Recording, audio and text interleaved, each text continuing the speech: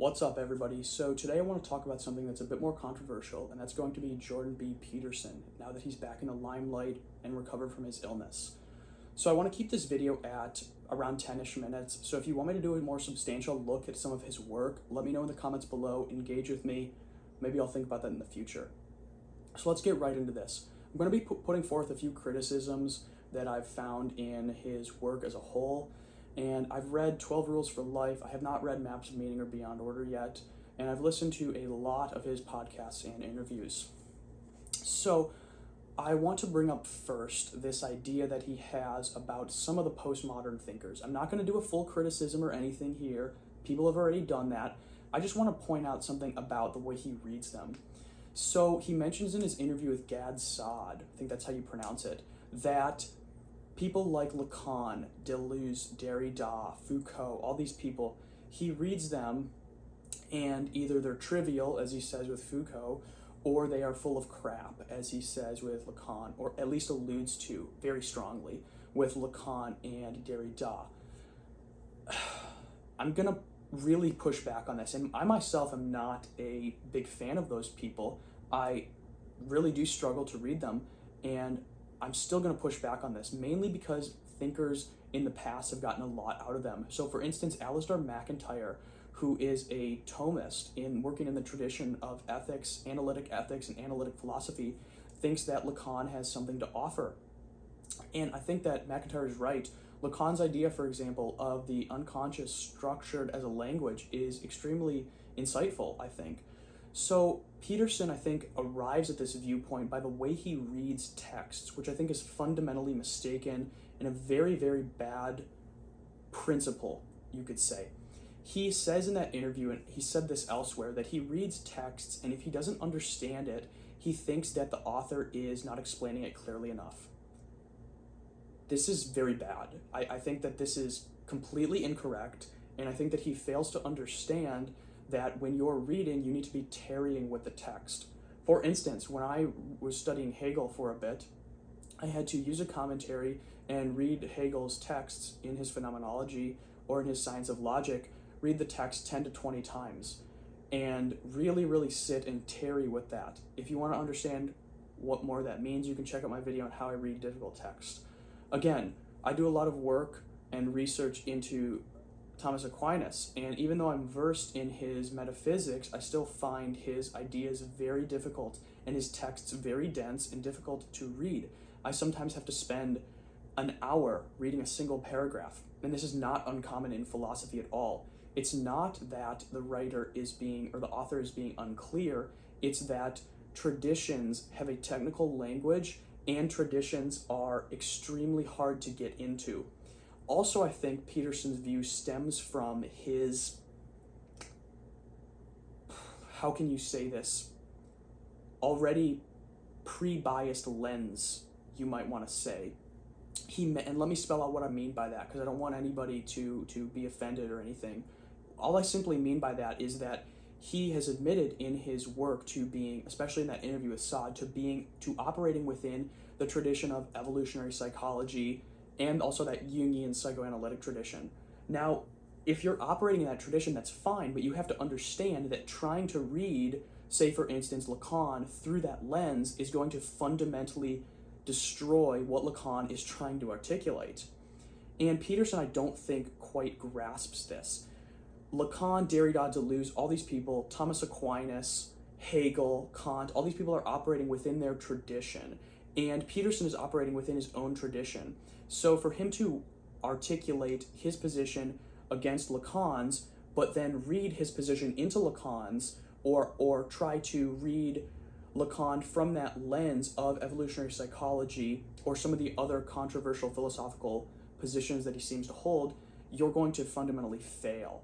And what he, I think, needs to realize is that when you're looking at a different tradition, you have to take a MacIntyrean approach and go into that tradition on its own terms, understand where it's lacking, and then try to have your tradition subsume that one, especially in those areas that it's lacking. Complex topic, maybe I'll save it for another video. Also, another thing you could do is go back to a recourse to first principles and use theoretical virtues to kind of weigh people's first principles, weigh the tradition's first principles. I don't think Peterson pushes his thinking this far. And that's going to bring me to my second main criticism, which would be his highly controversial philosophical claims. So Peterson is going to espouse in some of his videos a Kantian epistemology. This is highly suspect, and again, people are going to question this heavily. So for instance, Etienne Gilson, Norris Clarke, Thomas Aquinas, Edward Feser, all these people are going to advance very strong and powerful arguments against Kantianism, and Peterson, I don't think, can articulate some of these claims in the confident fashion that he seems to do. Again, another example of this is going to be his theory of truth as pragmatism, articulated in his debate with, or his discussion with Gad Saad. So Peterson's going to put forth this theory of truth as pragmatism, and this was originally articulated by William James in a much more nuanced fashion. Peterson seems to say that truth is nothing but the utility of ideas. So the utility of ideas taken in a sort of evolutionary Darwinian sense, where you put an idea out in the marketplace of ideas or in the business world, and you see how it reacts, and those successful ideas are going to be deemed true. This is highly controversial, again, and I don't see how he justifies this at all. Why not prefer the view of truth articulated by Aristotle in Book 4, The Metaphysics, as correspondence with reality? That seems to be the most obvious, intuitive interpretation, the most plausible interpretation of truth, the one that almost all people use and hold to. Truth is correspondence with what I observe in reality. Again, though, that's going to take a recourse to metaphysics, a recourse to epistemology, which Peterson, I don't think, pushes his thinking far enough on. Or why should I not prefer Thomas Aquinas' view of truth as, in a way, correspondence, but also participation? Again, Peterson simply offers up his opinion on what truth is, but doesn't have the metaphysics or the epistemology to back that up. That's what I notice here. Now, again, Peterson could push his thinking on this view of truth as pragmatism and say, hold on, wait, let's delve to the bottom of a metaphysical debate. So for instance, the debate between Thomism and people who hold to an existential inertia theory. And Peterson could say, look, on the one hand you have Thomists, on the one hand you have people holding to EIT, and at the bottom you're weighing the theoretical virtues of one metaphysical system versus another metaphysical doctrine. And what you're doing is you're applying the theoretical virtues in a pragmatic fashion. And so you could say at the very bottom of a lot of metaphysical debates, there is in fact a pragmatic theory of truth at play. However, Peterson definitely does not push his thinking this far, and the pragmatic theory of truth he articulates is a much weaker, less developed view. I'm not trying to criticize him in a very, very mean-spirited way. I'm just saying that he has to push his thinking a little bit further, and I think it would really help him in his quest for what it seems like truth, that he wants to know ultimate reality, I should say, in his quest for that, in his quest for knowledge. So that brings me to my next point, which is going to be his ethics. I can't figure this out, frankly. I have no clue how he derives his ethics. I'm not sure if it's from a Piagetian standpoint of action or / game theory.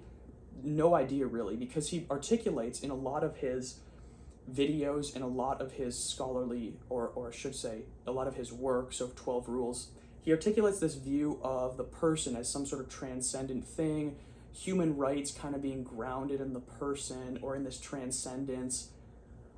Again, though, I don't see how he gets to this point, especially when operating in this Darwinian paradigm or Darwinian naturalistic type weird paradigm that he seems to be operating in. I have no idea how he sees this person as grounding rights or as transcendent. I don't know if it's, I just don't know. I don't know what he means by any of it. It's not rigorous. It's not spelled out. It just seems to be like a hand-wavy type motion which attempts to ground his ethics. Now, why not prefer a Nietzschean view found in section 335 of the Gay Science, where Nietzsche critiques human rights? Or why not prefer a view taken up by some of the nihilists, or some like Émile Chiron, for instance, of the human person? Why not prefer a view of the human person as articulated by Thomas Aquinas in this natural law theory that grounds human and natural rights? I don't know why we should prefer Peterson's interpretation and views over these other people. It seems to me that he just offers a lot of opinions, and he fails to be systematic in the fashion or in the sense of deriving his anthropology, i.e. treatment of the person, study of the person, from a sound metaphysics and a sound epistemology. He just seems to have a system, if you want to call it that, that floats in mid-air with no grounding. Now that brings me to my last critique, which is going to be his theology, you could put it, or his biblical interpretations. Again, the thing here is that he offers up these interpretations that are really just his opinion. And again, why would I prefer his views on interpretation to somebody like Origen's, or somebody like Thomas Aquinas, or somebody like Augustine? Why would I prefer Jordan Peterson's interpretations on anything compared to those other people who do derive their interpretations from a sound metaphysics in this vast, vast tradition? Again, why would I want to prefer Jordan Peterson's interpretations? He could respond to me by saying, oh, well, I'm just offering up a plausible interpretation that is meant to be taken as containing a kernel of truth as pragmatism. If you get something out of it, then I could consider it true and valid. Okay, that's fair, but then you seem to be relapsing into this view of there being so many interpretations, and again, this view of it still doesn't answer the question as to why I should prefer your view at all. And it also doesn't answer the question as to how you even derive this view. Are those sound methods? Again, his system, if you want to call it that, is just kind of sitting there. It doesn't have a basis, and that's going to be really my substantial critique. But again, if you want me to do a deeper dive into Peterson's work, or you want me to look at something else, or if you have comments for me that I'm missing something, let me know in the comments below, and I'd be happy to engage with you, happy to talk this out. I'm really interested in a lot of thinkers, as you can tell by this video, so I'll definitely engage with all of you. And with that in mind, I think it's a good place to end, so thanks for watching.